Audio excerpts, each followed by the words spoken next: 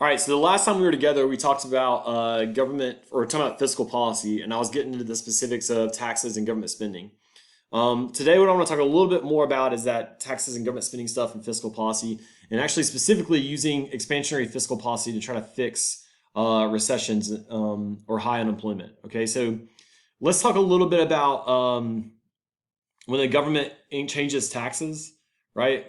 When the government lowers taxes, remember, there's a multiplier effect there, right? The taxing multiplier is negative MPS over 1 minus, I'm sorry, negative MPC over 1 minus MPC. Okay, that's the taxing multiplier. Whereas the spending multiplier is 1 over 1 minus MPS, or sorry, 1 over 1 minus MPC. Okay, so taxing multiplier, negative MPC over 1 minus MPC, spending multiplier 1 over 1 minus MPC. Now, remember that the spending multiplier is always going to be bigger than the taxing multiplier. It's always going to give us a bigger multiplier value. And the reason why is because, remember, if the government cuts your taxes by $1, okay, you're not going to spend all of that dollar.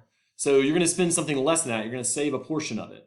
So when the government cuts your taxes by $1, not all of that $1 is going to be spent and cause other people's income to rise. Okay. Whereas with government spending, if the government spends $1, all that dollar is spent, so all that dollar goes towards someone else's income. Okay, so the spending multiplier is always has a larger impact than the taxing multiplier does. Okay, the government, when they give tax credits, which is just like a special tax break, right? That's going to raise income of consumers, right? And as a result, that's going to change MPC and MPS, right? Because remember, over time, as your income rises, your marginal propensity to consume is going to drop. Your marginal propensity to save is going to rise because you'll save more and more of your income, a larger and larger percentage of your income. Okay, now, what I want to get into now is some controversies about using fiscal policy to try to fix economic problems.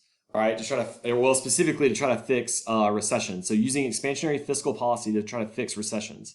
Okay, I want to talk about the multiplier effect and the crowding out effect, because one of these effects, the multiplier effect, is an argument in favor of using fiscal policy to solve recessions and high unemployment.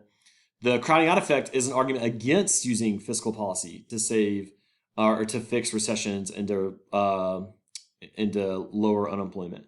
So let's go through each one of these. Now, if you remember the multiplier effect, right? This is what I was just talking about. When the government spends money, okay, or when they cut your taxes, okay, there's a multiplier effect on aggregate demand. It creates, when the government spends $1, right, that income raises, or that spending raises income by $1, and then that income is spent by somebody. A portion of that income is spent by somebody, and that becomes somebody else's income, and they spend that income, and then that becomes somebody else's income, and so on and so on.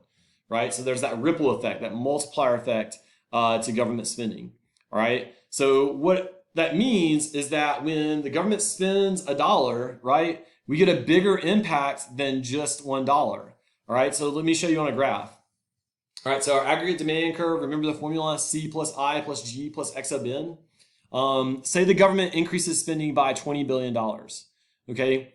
Well, there's going to be that multiplier effect, and that's going to take hold, and that's going to cause aggregate demand to shift again. So what happens is, the government increases spending by $20 billion, it increases aggregate demand to this curve, and then that multiplier effect kicks in, and then it increases aggregate demand again to this curve. So think about it. That's a fantastic argument in favor of using fiscal policy, expansionary fiscal policy, to fix recessions and to lower unemployment. Because you could make an argument that, like, look, yeah, the government's going to spend money, right?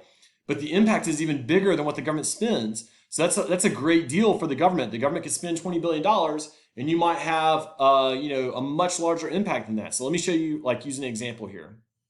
All right, so remember our spending multiplier formula, right? 1 over 1 minus MPC, okay? So for example, let's say that the MPC is 0.8 for the average American, right? So that means that when the average American's income rises by $1, they spend 80 cents of it, okay? Well, the multiplier then would be 1 over 1 minus 0.8, which is 5, so the multiplier is 5, right?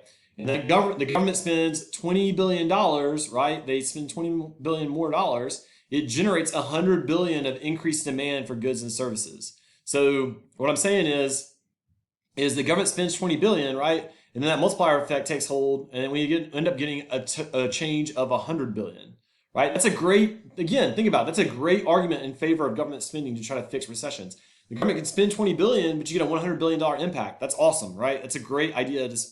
That's like a huge plus for somebody who's trying to argue that we should spend money, government should spend money to try to get out of recessions, right? So like, for example, right now with the coronavirus stuff, right? So like if I was a big believer of using fiscal policy to try to fix recessions, what I would say is, look, all these people, they're going to lose their job, right? Or they're not working right now due to the virus stuff. So here's what we should do. The government should increase government spending to try to take up that slack that's being created, right? That's going to create a recession. So the government can just step in and increase government spending, and we'll get a bigger impact, right, than what the government spends. So as a result, the government can kind of step in and like push the economy back to where it's supposed to go. Okay, so that's the argument in favor of the spending, or using the spending multiplier as an argument in favor of expansionary fiscal policy.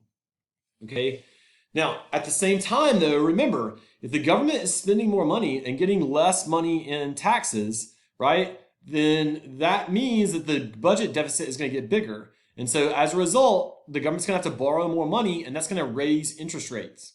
And the higher interest rate is going to make it harder for private citizens and businesses to invest and buy things, because the interest rate is going to be higher, so it's going to be harder for them to get a loan.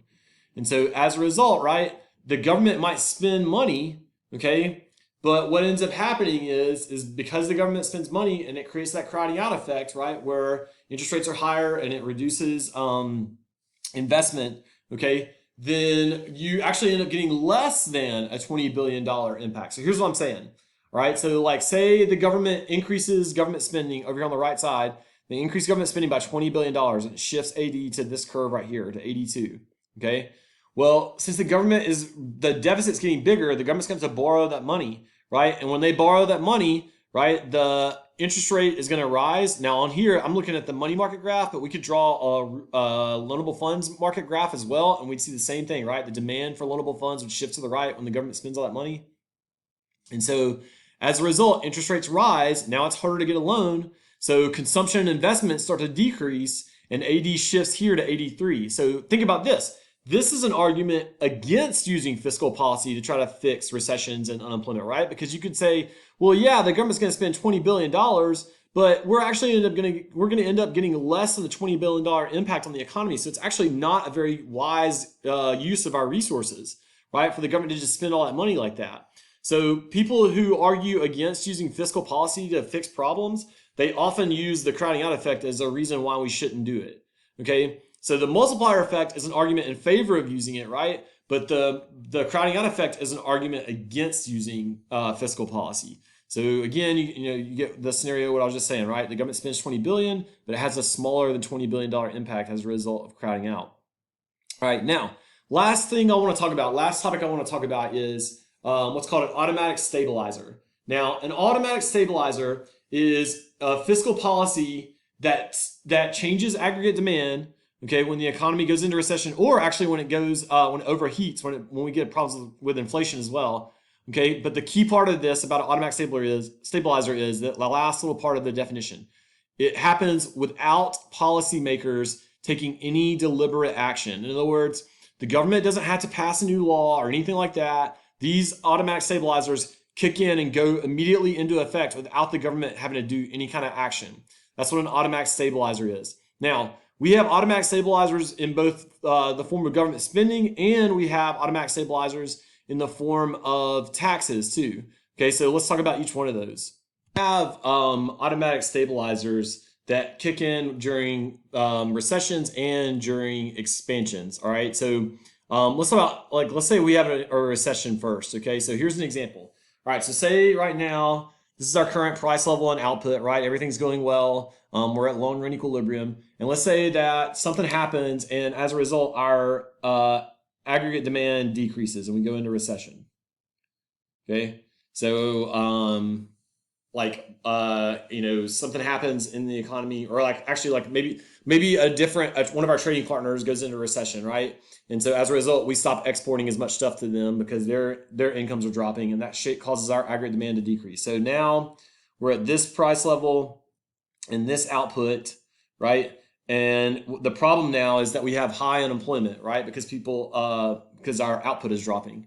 Okay. Well, we have things in the tax system, and we have things in like our government spending system that automatically kick in and try to push AD back. So what happens? Well, our income tax, the United States income tax, is a graduated income tax. That means that as your income rises, the percent you pay in taxes goes up. As your income falls, the percent you pay in income decreases. And so as a result, right, what's happening to income here? Well, output is dropping, our unemployment rate is rising, so that means that income is going to start falling now, right? And if income starts falling, that means that people's tax rate is going to fall as well. So people automatically get a tax cut based on the way that our tax system is created. Okay, and if income taxes decrease, then that's going to cause aggregate demand to shift back to the right. Okay, that's based on how our tax system is set up, and the government doesn't have to like create a new law or anything to get that to happen.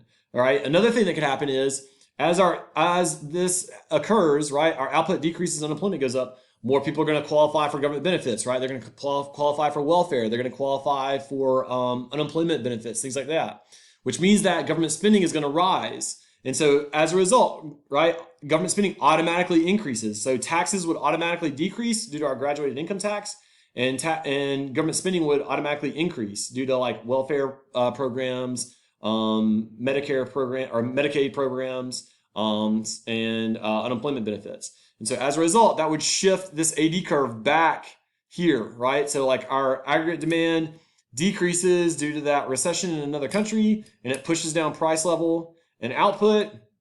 And then those automatic stabilizers kick in and they push the curve back to where it was, hopefully, if they do it correctly, right? And our price level goes back up and our output goes back up. So like that's how an automatic stabilizer would work during a recession. Okay, during expansions, the opposite occurs, right? So let's say that things are going well and our aggregate demand curve continues to shift past. Well, now the problem is that we're going to start to create some inflation, right? Because the price level is going to go up and the output's going to go up. So price level's higher. So we have higher rates of inflation now. Our output is higher as well, which means that we have lower unemployment rates. So what do we need to do? We need to do contractionary policy. How's that going to happen? Well, what's going to happen is because this AD curve shifted to the right and people have more jobs and their pay is rising and all that kind of stuff, okay, their income is higher, so they're going to have to pay higher income taxes. So they automatically get a tax increase, okay? At the same time, more people have jobs, so less people are going to qualify for unemployment benefits and welfare payments and stuff like that. So as a result, government spending automatically goes down. So when government spending goes down and tax rates go up, that is a contractionary policy, right? And it causes that AD curve to shift back to the left and get us back to where we're supposed to be. Okay, so those are what are called automatic stabilizers. They occur without the government having to take any kind of deliberate action, right? The government doesn't have to pass a law to do any of this kind of stuff. This stuff is like already done. It's already a part of our laws now. Okay, so there's nothing that has to change. Now the government can choose to do more expansionary policy or a more contractionary policy beyond this, right? But if they want to do that, they got to pass a law and all that kind of stuff. So it wouldn't be an automatic stabilizer at that point. Okay, so that's the difference between automatic stabilizers and just using like regular fiscal and monetary policy.